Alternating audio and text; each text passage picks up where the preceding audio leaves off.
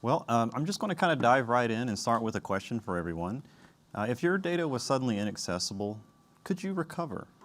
Now, just keep this in the back of your mind as we go through the talk. Now, who am I and why am I asking this question? So my name is Dr. Tom Williams. I'm a husband, a father, a security practitioner, and I've been in the industry close to 17, 18 years, somewhere around there. I have a background in offensive and defensive cyber operations, securing critical infrastructure within the DoD, and I'm also an academic. So I have published research internationally on cybersecurity and also IT leadership strategy. Now in my off time, when I do decide to take it, I'm also a private pilot, and I decided to share a picture here that went really well with the slide deck theme because of that blue color. But that was one of the most thrilling rides I had ever taken. I got an opportunity to pilot a real warbird from World War II. Now, this topic, we have some, in the agenda here, I want you to focus on the question and contextualize it to yourself as either a business leader, an individual contributor, or just a member of society in general, right? What does access to your data look like? So as we go through these talking points, just think about that. I want to start with the foundational research for the topic. So I started this research around 2020 as I was looking for a subject for my doctoral research, and I needed to answer a few questions. I was looking to understand ransomware as it relates to trends across various industries, and I needed data to help answer some questions. And ultimately what I discovered when pursuing this subject initially was that it was very difficult to answer any of those questions, primarily because the data, or any data that would be available, was not either disclosed or was fragmented. And one of the primary factors related to that is that when institutions or organizations are affected by ransomware, they simply would not disclose of the information. And this consensus was agreed upon by other individual researchers and organizations. So again, very difficult to answer the question. So what I decided to do, instead of just giving up and starting on another path, I decided to build my own data set using the SEC's EDGAR system. And essentially, this system is publicly available, and you can pull publicly traded company information and analyze it. I have three primary phases to this. The data collection phase is essentially querying the data, pulling it from the system, and then I have some machine learning and natural language processing going on the second phase, to where we are able to reveal cybersecurity and ransomware risk insights from the text corpus within the annual filings of these companies. Now, some information about the data set here on the slide. We started out with around 37,000 companies, and you can see I had to whittle that down to somewhere around 2,928, mainly because the study was conducted between 2018 and 2022, and during that period, with COVID in effect, there was some leniency and some filings that were, the federal government allowed companies to delay their filings, and so I needed a complete data set, and for that reason, I needed filings for all 5 years from all companies. And we landed with representation of roughly 146 industries. Now, in academia, we're really looking for statistical significance, and one of the things that you kind of look for in the industry as a practice is strong correlation. And I want to share one of the most interesting insights that came from the data set, is that over the years from 2018 to 2020, risk was relatively low, or at least risk indicators.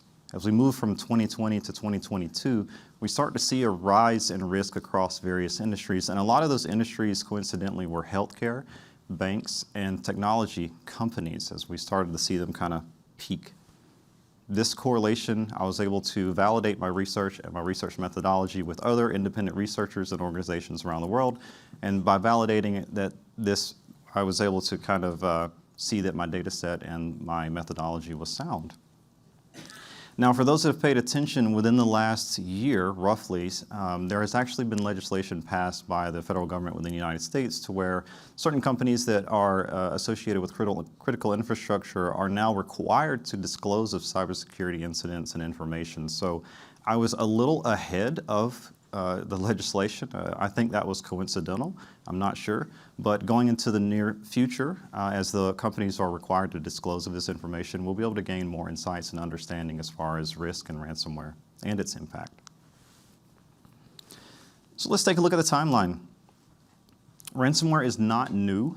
It's been around for over 30 years, but the difference today is we're not necessarily finding ransomware on floppy disk and having to send checks to Panama, right? If we look at the timeline and move ahead to the year 2000, I have a little bit of a red mark there, primarily because this is one of the first times in history that it was collectively understood that access to technology, data, and services was important to society, right? Everyone was concerned about Y2K and its impact, and there was a lot of unknowns. Thankfully, it was a non-event, but still there was concern, right? We need data, we need to be able to access it because our daily lives rely on it. We saw a little bit of ransomware activity around 2004, a little bit more around 2009, but thanks to folks like who are here at BlueHat, we're able to kind of squash that. They used symmetric encryption, and it was relatively simple for us to kind of stop that from happening. Fast forward just a little bit to 2013, and that's when we see the birth of what is considered modern ransomware. So the ransomware that we're fighting today started, or at least the techniques and methodologies that they're using started in 2013 and continued to accelerate in 2016. Now, there wasn't a lot understood about this malware at the time, but we knew that it was more impactful, or at least observationally for us in operations and research. In 2016, we started seeing full-scale criminal operations where they essentially have fully staffed teams targeting organizations and trying to extort money, right? Once they get into your network, they're going to do a little bit of reconnaissance, they're going to look for leverage, and then they're going to try to encrypt, lock you out, and extort.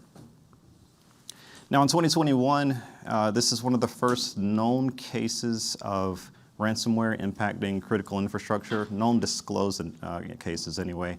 And this affected the East Coast primarily, but still we started to see ransomware still be problematic. Now if we fast forward just a little bit to today, ransomware is more of a global challenge than we may have expected it to be 10 years ago, right? They're not just encrypting file systems, they're actually going beyond that, right? Software-defined data centers have enabled threat actors to just encrypt full virtual machines, operating systems, infrastructures, disrupt business operations, and then of course you have a lot of leverage to extort money. And why is this happening? Cyberspace may not be a real place, but it absolutely has real-world effects, and ransomware is highly lucrative. There are no boundaries, there are no virtual or legal, physical boundaries, and more recently, I would dare say there are no moral boundaries for these threat actors. And the reason I say that is because for the first time in history, we actually have confirmed cases of loss of human life due to a successful ransomware attack.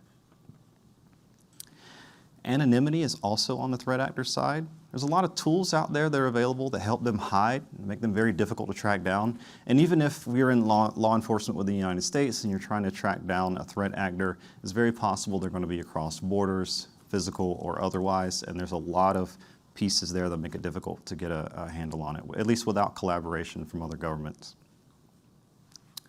Creativity is also limitless. These threat actors have the element of surprise on their side. And so for that reason, we're always reacting and responding, right? We don't know exactly what they're going to do until we see it. And last but not least, AI is assisting with skill gaps. So AI is a phenomenal educational tool, and in the hands of a threat actor, they're able to move and shake just a little bit faster. And of course, we're trying to keep up. Now I'm going to put some numbers up here real quick. $37 million was the highest known ransomware payout paid to a threat actor in 2021. By 2023, that number had almost doubled to $75 million. Now, if you're a business leader and you're put in the situation where your organization is being extorted for money and the survival of that organization is going to be determined by whether or not you can get your data, access of your data back, you really don't want to realize the true value of your data. You want to be prepared. Now, the impact of artificial intelligence is going to be somewhat speculative, but I will disclose what I've seen already and the potential of what we're going to see in the near term. Sophisticated contextualized social engineering is already in effect. So, of course, these threat actors are using the very same tools that we're building and using to make ourselves more productive and ourselves as security researchers more effective at what we're doing. But threat actors are able to leverage them just the same, right? Tools may be built for good, but they can be used in malicious ways, and it's no different, or AI is no different. We're going to see accelerated threat vector discovery by these threat actors. A lot of ransomware attacks, they're really just looking for a way in. Of course, phishing is going to be one of the key ways they enter the network. But if you're paying attention more recently, in some cases, they're just going to come in through your VPN network or whatever vector they can find. And to discover those vectors, they're going to be using artificial intelligence tooling to assist. We will very likely see advances in cryptovirology. So if you're familiar with the techniques used to evade detection during the encryption process so that they can encrypt as much of the environment as possible, you know that they've been changing, right? Sometimes you don't need to encrypt all the data, sometimes just a few pieces of it. But with the assistance of AI, the threat actors are very likely going to get very creative at evading detection while they're encrypting data.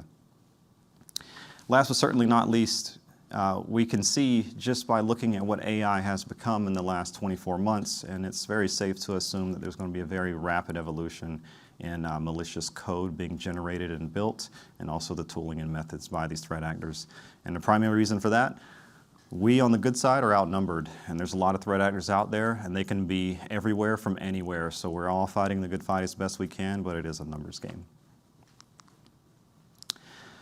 Now, how do we turn the tide, right? The purpose of this talk. Becoming cyber resilient, knowing that we're behind, not because we're not effective at what we do, but just because of the sheer numbers of threat actors out there. We have to accept that it's only a matter of time before we are affected by some type of cyber attack, whether it's ransomware or otherwise, especially as business leaders. In order to combat it and to get ahead of the threat actor, you can position yourself ahead of the threat actor just by accepting it and becoming, or at least building more harmonious security operations teams within your organization. And that takes a top-down approach, but also bottom-up. So as individual contributors, we know the ugly of our infrastructure, and sometimes you have to face the hard questions. Maybe there's a server, we all know about it, and this is real, I deal with this daily with my clients. There's a server in the environment that we know is something we need to do something about, but we just can't shut that down, right? Well, I would challenge you to do something about it while you're still in control, because if a threat actor gets in your network and they're able to find that server, they won't hesitate. Invest in modernizing the infrastructure, because visibility is going to be key, right? You need to know what's on your network, what's in your network, and where your data flows are.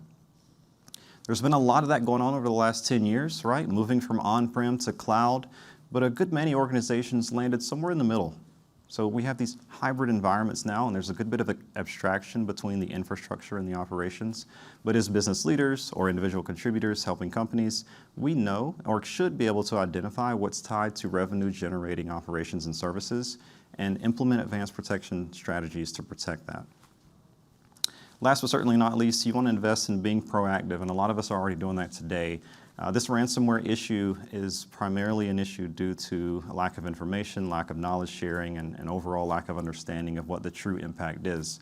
And we are starting to see government and non-government organizations look to provide at least resources and frameworks to help mitigate the problem, but we really need more information so that we can understand the full scope of impact globally. On the right-hand side, I have a few advanced protection strategies listed, and this certainly won't be all of them, but microsegmentation, zero trust architecture, defense in depth, and 3-2-1 backup practices are all very effective at helping contain the threat and mitigate the risk while you're still in control. As business leaders or individual contributors, as I mentioned earlier, you really want to focus on surviving, and in order to do that, you need business continuity and resilience plans that allow you to adapt and recover within the acceptable parameters of your organization. And then to do that, we got to face some of the very difficult and tough conversations. I'm going to leave everyone with this quote in closing. Far and away, the best prize that life offers is a chance to work hard at work worth doing. And that's Theodore Roosevelt. Now, I post this up here because as a security practitioner myself and an advocate for a safer internet and overall digital world, I'm doing what I can to share what I'm seeing and also encourage you all to do the same. So as you leave BlueHat this year and you go back home, take a look in every cardinal direction around you. You'll be surprised at the number of organizations that need help. And as I started this research years ago and started reading some of the risk indicators, filing information, and factors submitted by these companies, a high percentage of them are literally crying for help. They literally don't know what to do, and as a person who's been in operations and security a long time, the answer is just getting back to the fundamentals, understanding operations, and putting in strategies to protect them, because what we're seeing in the threat landscape ahead is inevitable. Thank you everyone for your time. Visit stopransomware.gov if you want to see some literature and get a better understanding of what's going on, and I hope everyone has a good one.